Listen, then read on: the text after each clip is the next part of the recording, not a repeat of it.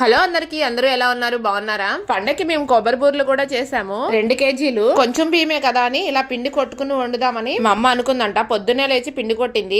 పూరీలు వండాలి అంటే ముందు పాకం పెట్టాలి. 2 కిలోల బెల్లం చిన్న ముక్కలు కొట్టి వాటర్ వేసి పొయ్యి మీద పెట్టింది. మేము ఎప్పుడు పిండి వంటలు వండుకున్నా పొయ్యి మీదే చేసుకుంటాం. గ్యాస్ మీద అస్సలు వండం. కాసేపటికి బెల్లం అంతా కరుగుతుంది. అప్పుడు ఇలా వడకట్టుకోవాలి. ఎందుకంటే బెల్లంలో కూడా డస్ట్, రాళ్లు అలాంటివి వస్తుంటాయి. ఇలా వడకట్టిన దాన్ని పానకం అంటారు. పాకం గిన్నెను కూడా వాటర్ తో కడిగి మళ్ళీ పానకం దానిలో పోసేసి పాకం పట్టుకోవాలి. వచ్చిందా లేదా అనేది ఇలా వాటర్ లో వేసి చెక్ చేస్తారు. పచ్చి కొబ్బరి, యాలకుల పొడి కూడా వేయాలి. పాకం వచ్చాక చూపిస్తున్న విధంగా పాకంలో పిండి వేస్తూ తిప్పాలి. పాకం తిప్పే కర్రని తెడ్డు అంటారు. పిండి మొత్తం పోసాక దీన్ని సలిమిడి అంటారు. సలిమిడిని చిన్న చిన్న ఉండలు తీసుకుని చిన్న చిన్న అప్పాల్లాగా చేసుకుని ఆయిల్ లో వేసుకోవాలి. ఆయిల్ లో వేయగానే పొంగుతుంది. దాన్నే బూరె అంటారు. అరిసెల పాకం వేరుంటుంది, బూరెల పాకం వేరుగా ఉంటుంది. దానికి దీనికి తేడా ఏంటి అంటే అరిసె పీల్చుకున్న ఆయిల్ అంతా అప్పకలతో ఒత్తుతారు, వీటిని వత్తుకోరు. కొబ్బరి బూరెలు అయితే చాలా బాగున్నాయి. మీరైతే వీడియోని లైక్ చేయండి, సబ్స్క్రైబ్ చేసుకోండి.